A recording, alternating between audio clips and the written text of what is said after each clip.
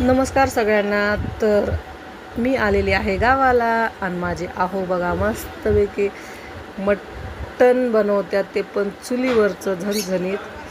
तर हे बघा भरपूर लोक रिलेटिव्ह वगैरे आलेले आहेत. मस्त ग्रेव्ही बनते, टमॅटो, कांदा, मिरची, खोबरं वगैरे सगळं टाकून मटण बनवायचं चाललेलं आहे.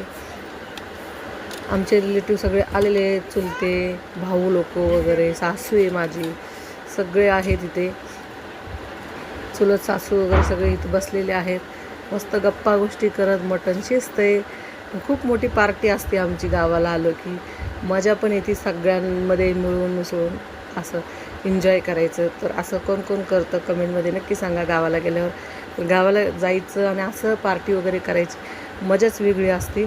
ते बघा 10 किलो मटण आहे. मस्त मटणची ग्रेव्ही वगैरे बनवून मस्त मटण शिजायचं चाललं आहे.